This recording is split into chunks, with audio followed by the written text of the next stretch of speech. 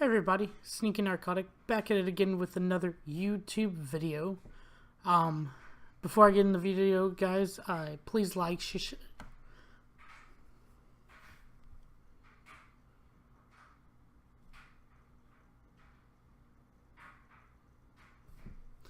everybody, Sneaky Narcotic back at it again with another YouTube video. Please, guys, before we get into this video, like, share, and subscribe. It would help me out a lot and mean a ton to me. Thank you, guys. So today we're going to go into my top choices for Sorceries and Instants and Ravnica Allegiance. So, my first one I'd like to talk about today is Bedevil. And I actually got this wrong when it was first dropped. It was in Spanish when it was first dropped and I called it Anguish, but now I can see all the little devils tormenting this one person. So, I like this card for many reasons. First off, Bedevil is a 2 black, 1 red, instant. It's a rare.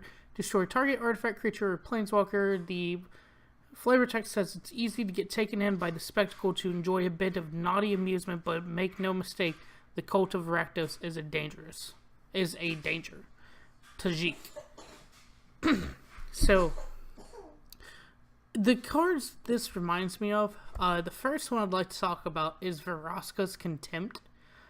Because this destroys, Bedevil destroys target artifact, creature, or planeswalker.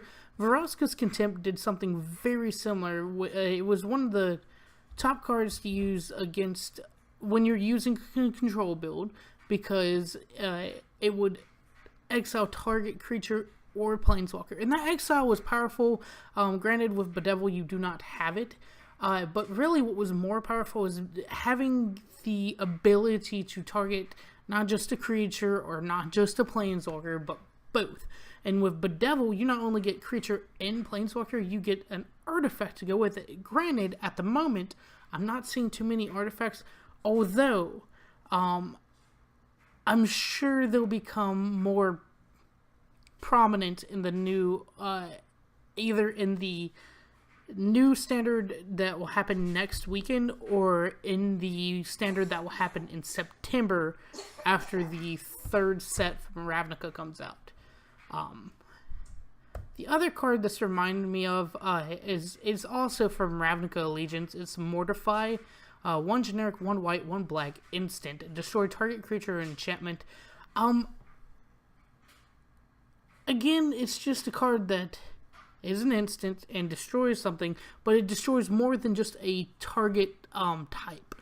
And that's very important, because a lot of cards, there's cards like Cast Down and Walk the Plank that target just a creature, and for fairly cheap.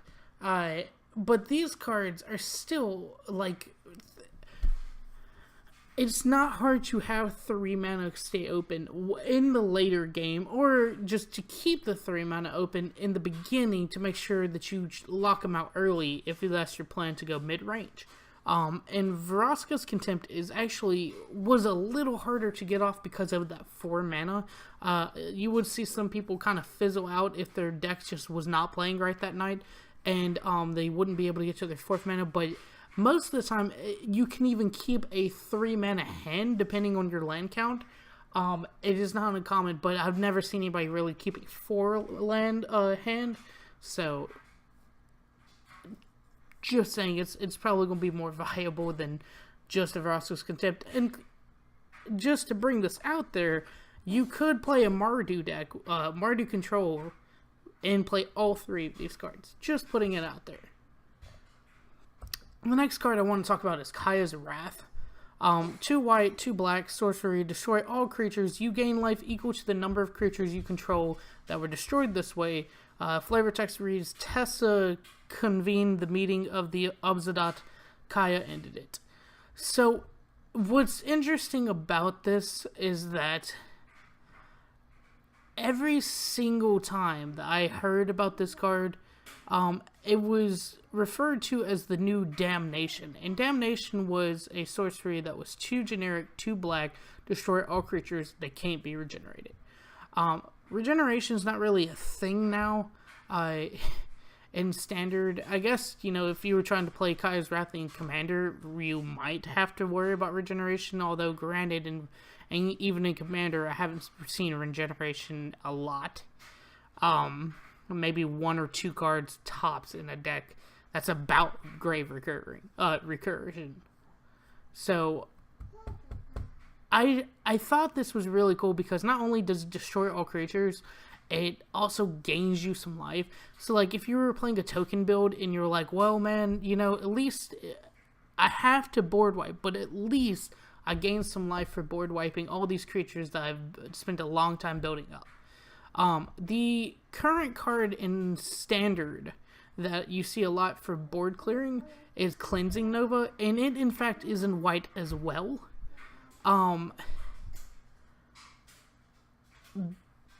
It's 5 mana. That's the problem with Cleansing Nova, is that it's 5 mana. Granted, it also destroys all artifacts and enchantments, or destroys all creatures. And that's fine and everything. Granted, I'm not seeing a lot of artifacts and enchantments right now, except for maybe, what's that one? Treasure Map. I see a lot of treasure maps for whatever reason, and Fountain of Renewal. But that's beside the point. Kaya's Wrath, I feel, would be very strong. And of course, again, you could play Kaya's Wrath and Cleansing Nova together in the new Standard and just have boardwipe.exe. And that'd be a deck to see. White black board wipe, because you could even have a ritual set with these 2 cards. That's another thought for another time. The next card I'd like to talk about is Revival Revenge. So the Revival, it's a split sorcery card. The Revival side of it says, pay a hybrid mana, 2 hybrid mana of white or black. It's a sorcery, it's a rare. Return target creature card with converted mana cost 3 or less from your graveyard to the battlefield. I'm apologizing that I had to squinch this together. With these, I have a couple of these split cards, and it's just that it was hard to kind of get them and spread them out so you guys could see it really well. So the Revival side, return target creature card with converted mana cost 3 or less from your graveyard to the battlefield, reminded me a lot of Rise from the Grave, which is a card I actually used quite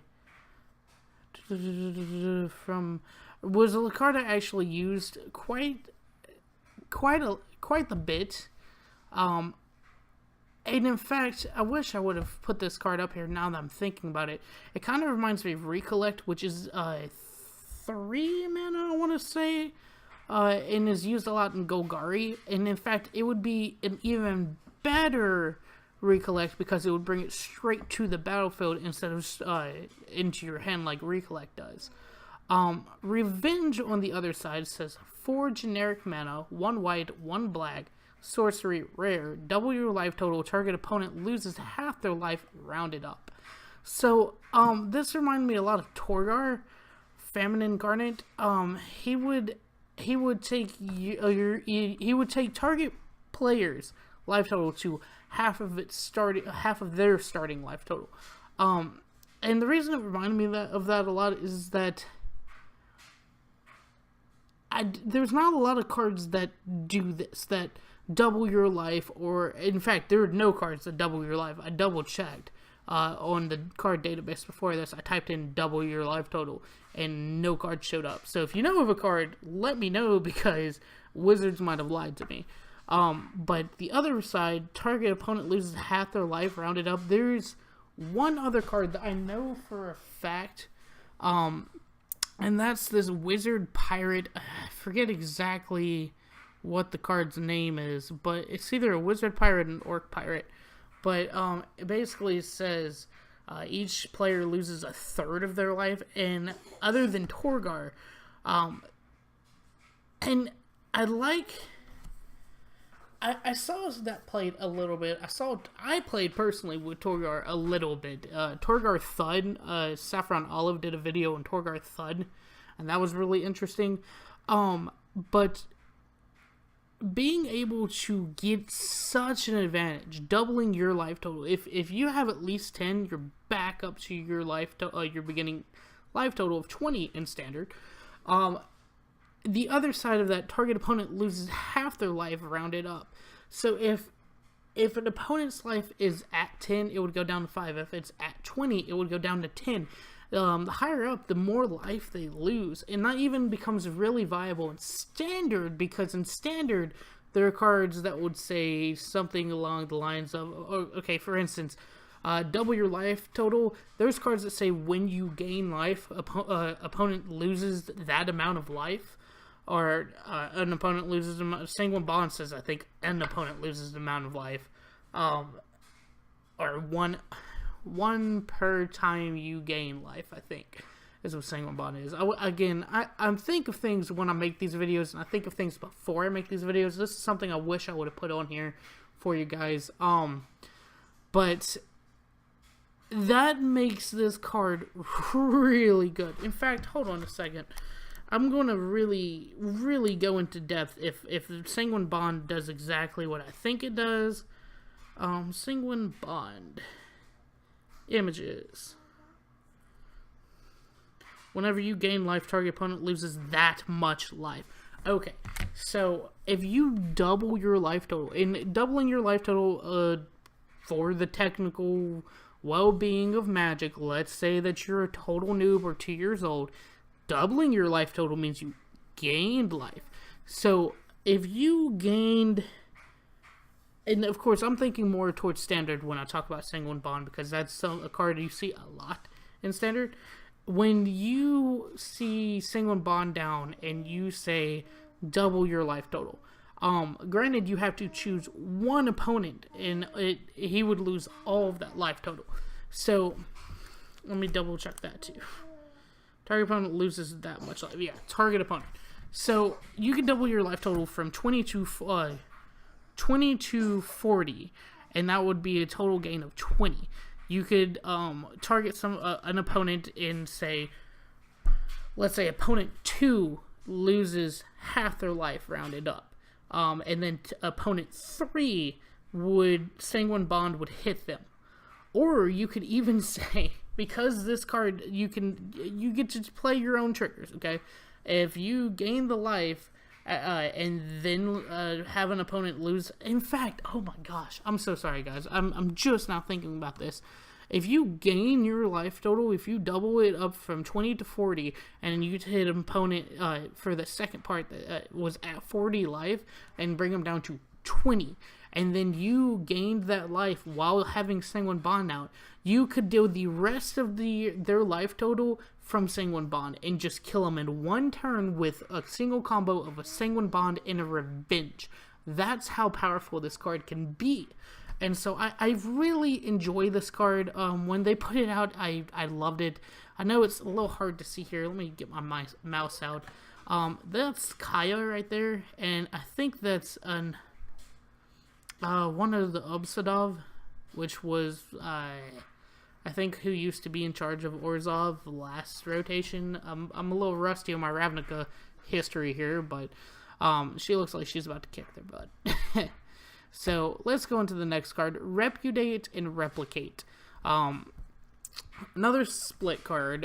The Repudiate part is a 2-mana hybrid of blue and green, instant, rare. Counter target artifact, counter target activated or triggered ability. Many abilities, mana abilities can't be targeted. I'm sorry. The replicate part says, replicate 1 generic, 1 green, 1 blue, sorcery, rare. Create a token that's a copy of target creature you control. So, again, here's what I mentioned this in my spoiler video when Repudiate and Replicate first came out. Repudiate reminds me a lot of Disallow because of that part of Disallow that says counter target activated or triggered ability. And it's just missing counter target spell. But there's a lot of activated or triggered abilities that you just don't want to see going off. One of my least favorite activated or triggered abilities, and the sad part is it triggers multiple different times, so I would still have to lose out on this, but it would help me just a teensy bit. One of my friends plays a dragon deck, and I mention this all the time. He plays an dragon deck with a particular dragon, I think Dramoka, that makes 6/6 dragons when in a dragon you control attacks. And that's a triggered ability. When a dragon you control attacks is a triggered ability. Another one of my friends uses a deck with an activated ability. I forget exactly what her name is. I think it's Izami, Lady of the Scroll. But she's a wizard that says when you tap a wizard, draw a card. And that's an activated ability right there. So you could counter that activated ability. These are all good things that Disallow did, by the way. Disallow was such a terrible card, especially for people who were first trying out Magic and having to learn what an activated and triggered ability was, and on top of playing against some douche playing counter Magic. I was so mad. I was so salty in Kaladesh when this came out, in Aether Revolt, I mean. Well, in Kaladesh, because I first started playing when Kaladesh first came out. But anyways, Quasi-Duplicate, 1 generic, 2 blue. Create a token that's a copy of target creature you control. Well, what does Replicate say? Create a token that's a copy of target creature you control. I mentioned this also in my spoiler video. Go check it out if you haven't seen all the spoilers, or if you need a little bit more in depth of what these spoilers all are. Quasi-Duplicate and Replicate would mean that you have, because Quasi-Duplicate has a jumpstart ability, you have 12 different cards. Well, 12 cards that say, create a token that's a copy of target creature you control. Creating a token that's a target of copy creature you control, is really good because you only get a playset. And Wizards did this, obviously, for a reason. You only get a playset unless the card otherwise specifies of a single creature per deck. And so if you really badly just want to, let's say Immolition Shaman, which why did I have to pick a card that I just learned about? Let's choose a different card. A card that I used a lot when Quasi-Duplicate dropped, and in the same set of Quasi-Duplicate, was Murmuring Mystic. Murmuring Mystic says whenever you play a sorcery or an instant, create a 1/1 bird with flying. And so I would Quasi-Duplicate, and that would mean there's 2 Murmuring Mystics. And then I'd Quasi-Duplicate again. Those 2 Murmuring Mystics would make 2 birds. And then so on and so forth until you just have a field of nothing but I think they're 1/4s. And then your 1/1 birds just flying over your opponent.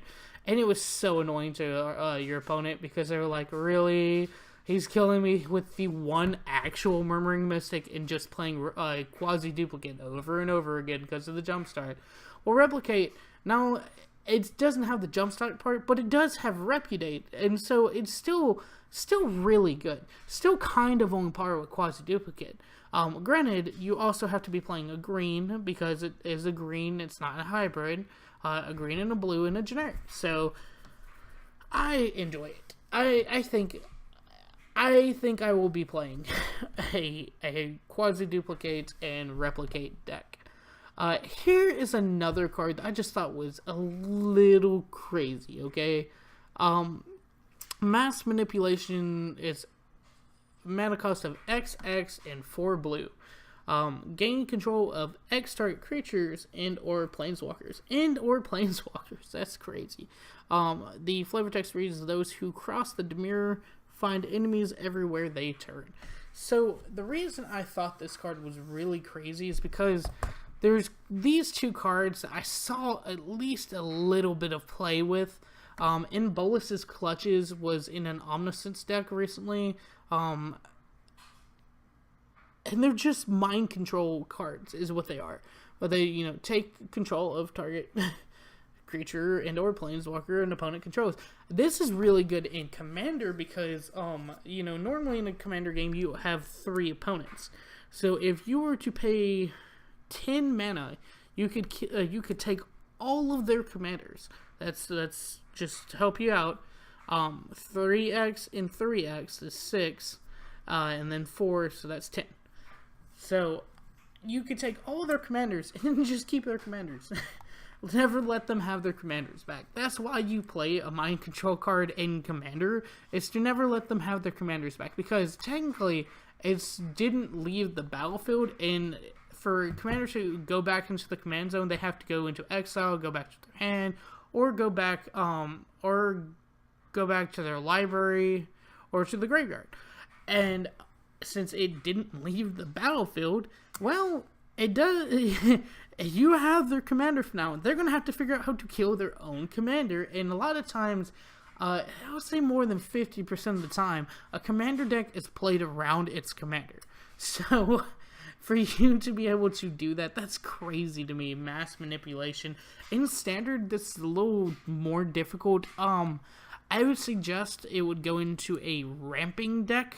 A green, maybe even a Teamer, because Teamer has cards like Hijack. And there's a card later we'll mention Hijack, and I'll show you what that is. But maybe a Teamer Steal Your Crap deck would be something I could see mass manipulation in. You would need green to ramp, since it does cost a lot of mana to cast mass manipulation. And again, red for cards like Hijack. I could see that. But in Bolus's Clutches, I've seen a lot. If you try to play mass manipulation with Omniscience, the total cost of a free card with XX is 0. So you would gain control of 0 target creatures and dark planeswalkers. And that's the other thing about this card in mass manipulation, is that it's able to take their planeswalkers, which for a deck is crazy. When you have to have your opponent to kill his own planeswalker so it doesn't ultimate, it's hilarious. Imagine stealing a Teferi. That's how hilarious this can get. The next card I want to talk about is Electrodominance. It's an X cost 2 red, instant, and it's a rare. Electrodominance deals X damage to any target. You may cast a card with converted mana cost X or less from your hand without paying its mana cost. Excuse me. The flavor text says basically we turn a bunch of little lightnings into one big lightning. Well, geez, way to simplify it there. So what I like about this card is that it's a burn card. It's a burn card just like Banefire. In fact, it has it's a very similar cost to Banefire, and Banefire is used a lot. In fact, this is the new Banefire. God, I wish I keep thinking of cards. I should just stick to the script, guys. But Banefire was like X mana and a red, and then deal X damage to any target. And so again, Electrodominance deals X damage to any target. The only part about Banefire is that it says it can't be countered if it's X is 5 or more. So Electrodominance, you can pay all the mana you want into it, still can be countered. Which might be a thing in the future, especially with what I'm thinking is going to be a very top tier deck, the Simic Control build. But yeah, so it reminded me a lot of Banefire, but it also reminded me a lot of Expansion Explosion, the explosion part of Expansion Explosion, where Explosion deals X damage to any target, and then target player draws X cards, advancing your board and still doing burn. Granted, Explosion costs way too much. I tried using Explosion a lot, and Explosion just costs way too much to actually be viable. Now Electrodominance is way more viable. In fact, you could play Electrodominance, leave out 2 mana, and expansion it and copy it, and it would still copy for the same X cost because it's already been cast. It's not like Omniscience where it would cost 0 and cast 0. It also kind of, a lot of people say it was familiar to Sunbird's Invocation. 5 generic, 1 red, enchantment. Oh, whenever you cast a spell from your hand, reveal the top X cards of your library, where X is that spell is converted mana cost. You may cast a card revealed this way with converted mana cost X or less without paying its mana cost. Put the rest on the bottom of your library in a random order. So yeah, being able to play a spell and then play something for free. I'll be mentioning something here in a little bit, but about this. But there was in Aether Revolt, there was cards that were called were expertise cards. There was one for each color, and it was about the legendary from each color. Yahini, Brawl,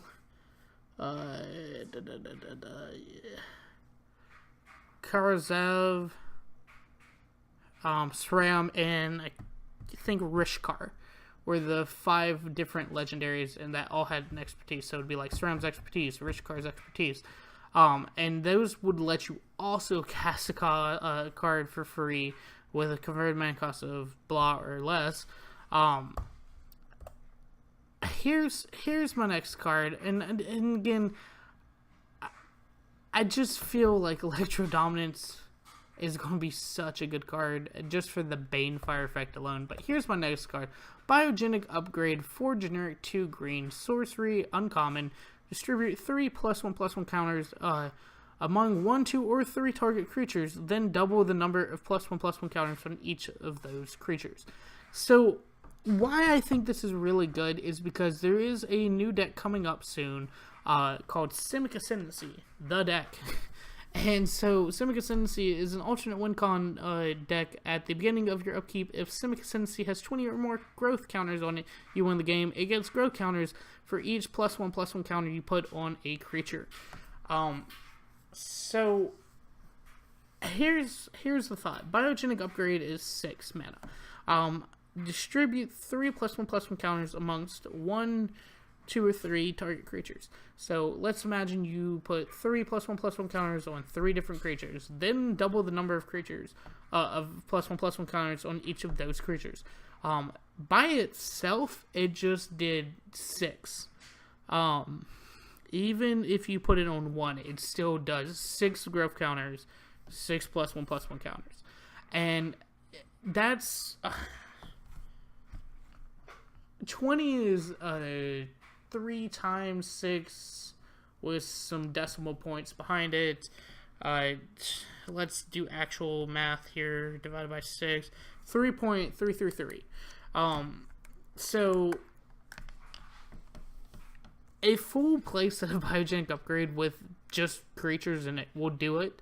I'm still putting an Explored build into my Simic Ascendancy deck, but Biogenic Upgrade would probably be played in that, because even then you could still double it. If your creatures are ready, if they came in and explored, let's say you have those 3 creatures that came in and explored, that's 3 Simic Ascendancy growth counters, plus the 3 that you put on them, so that's 6. You double that, that's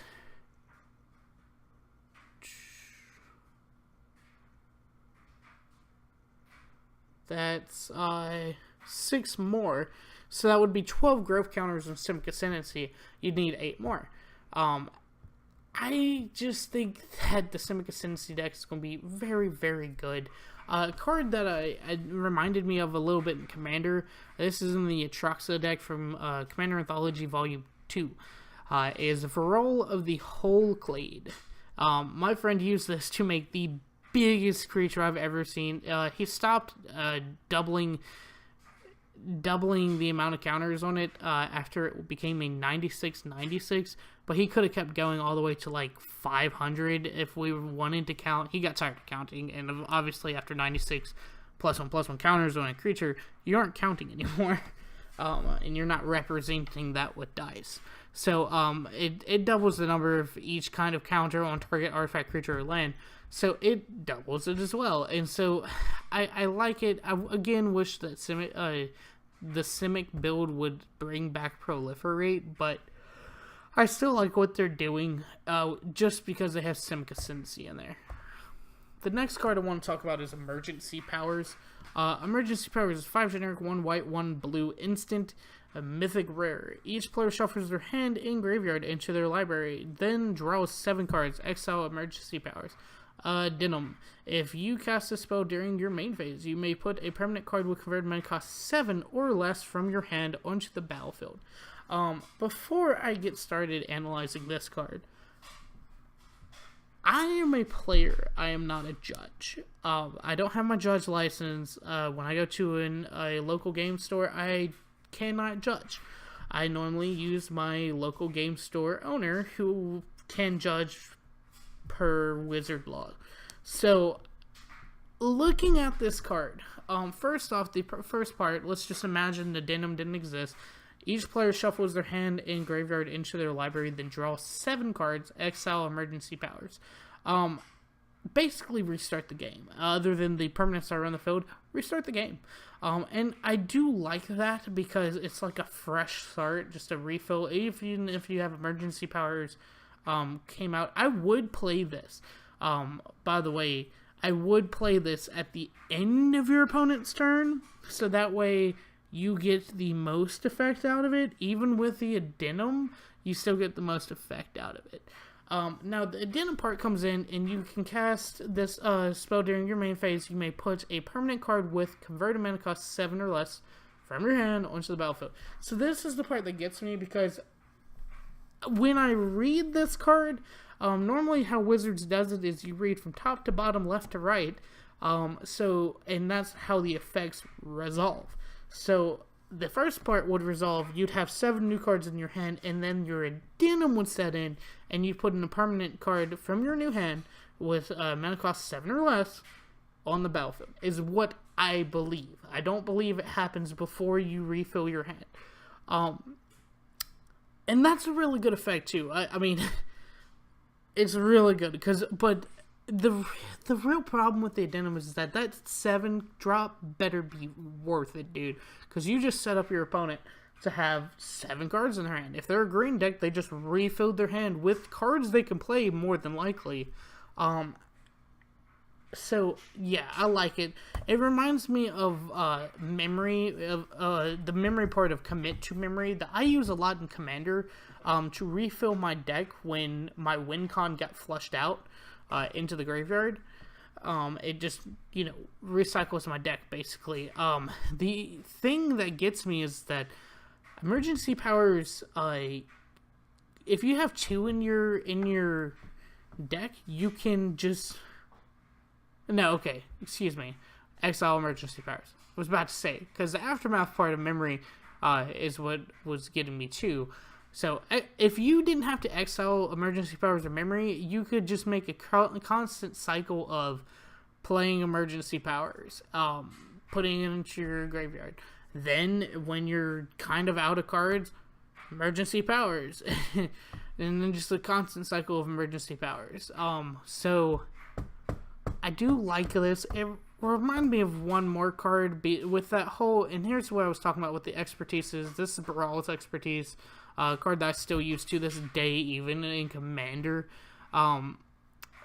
Return up to 3 target artifacts and creatures. It's not as important. You may cast a card with command mana cost 4 or less from your hand without paying its mana ability.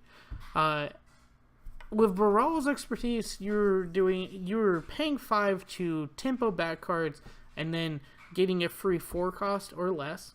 With Emergency Powers, you're paying 7 to restart the game, except for the permanents on the field, and then play a card for 7.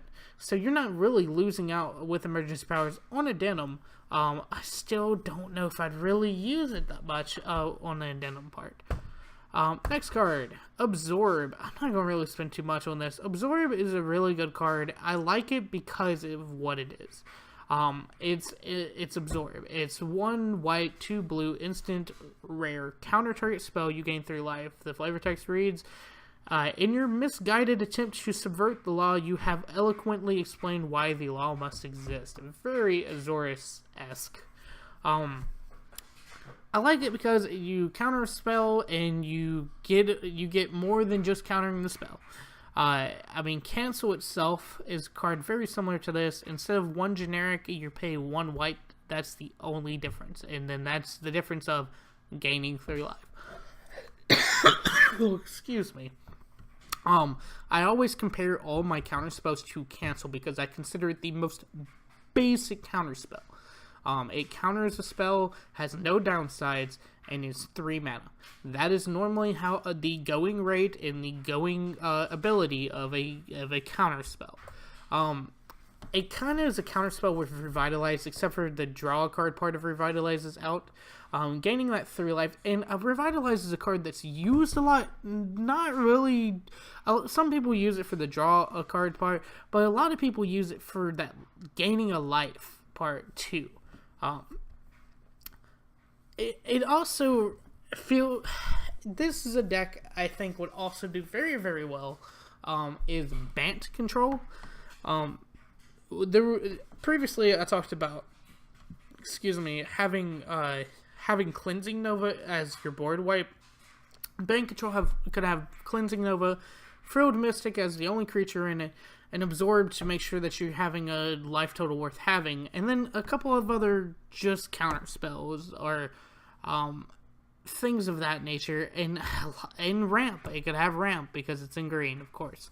I could see Bant control doing really well, just being kind of cancerous if I'd be honest, but still doing really well. Frilled Mystic itself, check out my top creature choices. That video should have been put out yesterday. Frilled Mystic is the bae. I am looking forward to it. It is Mystic Snake 2.0. The next card, and I believe the last card, maybe I'm wrong, is Macabre Mockery. Macabre Mockery. That's how you say that word. 2 generic, 1 black, 1 red, instant, uncommon. Put target creature card from an opponent's graveyard onto the battlefield under your control. It gets +2/+0 and gains haste until end of turn. Sacrifice it at the beginning of your next end step. The flavor text reads, the Rakdos put the fun in funeral. Aww. It reminds me a lot of Rise from the Grave. Again, a card that I use a lot when it comes to grave recursion or just wanting to steal your opponent's crap and using it against them. It also reminds me a little bit of Hijack, so it's kind of a mixture of both of these. Because Hijack was gain control of target artifact or creature until end of turn, untap it, it gains haste until end of turn. This was the card that I was talking about earlier, about stealing your opponent's crap from them. Macabre Mockery is all about stealing your opponent's crap from them, and then just putting it back into the graveyard instead of Hijack, where they would just get it at the end of turn and still be able to use it against you the next turn. Macabre Mockery says, you know what? You had a put target creature. In fact, you could use this on a Carnage Tyrant, which is a card that's used a lot. That Carnage Tyrant that you had died, and it became it's a 7/6, I want to say. And it's dead. You bring it back because hexproof in the graveyard means nothing. You bring it back for 7/6, and you attack them for 9/6. With trample, because that's what it has, and they can't do anything about it because then you have a hexproof Carnage Tyrant. So that's pretty cool. I like that. So guys, thanks for watching. Please like, subscribe, do all the usual YouTube stuff. I really have appreciated you guys. I'm getting a lot of views, not a lot of subscribes, but I'm getting a lot of views, and I appreciate that. Thanks for stopping by. I love doing this, so any type of views I get, I count as a thumbs up, even though it says no thumbs up. So anyways, guys, this is Sneaky Narcotic, signing off.